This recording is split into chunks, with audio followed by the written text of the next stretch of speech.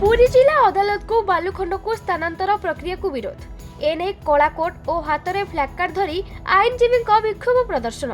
पुरी जिला अदालत को बालुखंड को नहीं जीवा प्रक्रिया को विरोध करी पुरी जिला वकील संघ पक्षरु आज विकेडीए ऑफिस घेराव कर जायतिला।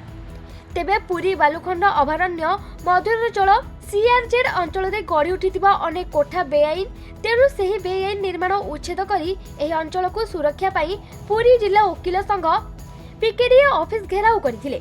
आउ पुरी कोर्ट निकटरू वकील संघ एक शोभायात्रा पिकेडीए ऑफिस पर्यंत आसिथिले।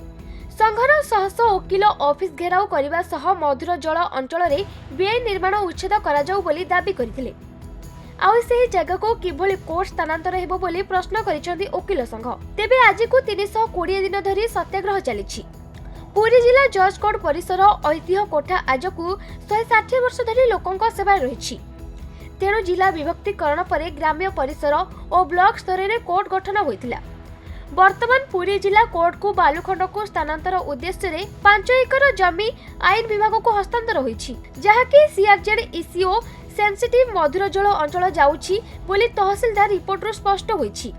तेणु कोर्ट स्थानांतर को विरोध करने सह बालुखंड में गढ़ी उठिथिबा बेआईन निर्माण उच्छेद करने पई दाबी रखिछंती वकील संघ। योजनाबद्ध भाव में पुरी सहर मधुर जल गोटे लाइफ लाइन जीवन रेखा बोली कह जाए।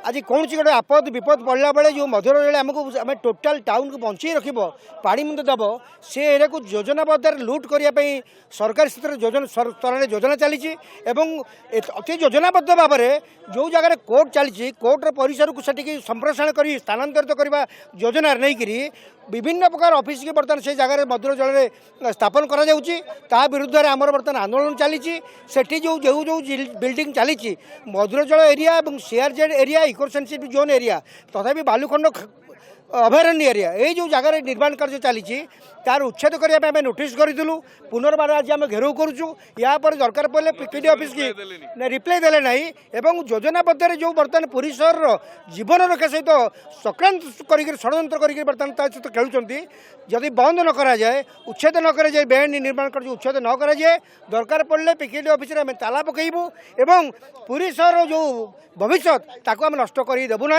आम समस्त आईनगत पदक्षेप नहीं राज्य सरकार केंद्र सरकार परिवेश विभाग फॉरेस्ट विभाग समस्त को जानी सारी समस्ते समस्ते एकत्रित भाव में मिलित भाव में बर्तमान पुरी सहर भविष्य को नष्ट करने दायी एवं ता विरुद्ध आम संग्राम चालू रही ये संग्राम चली रमर कोर्टर जो स्थानांतर ताकू बंद कर मधुर जल सुरक्षा तार सुरक्षा नहला पर्यंत आमर आंदोलन चालू रही।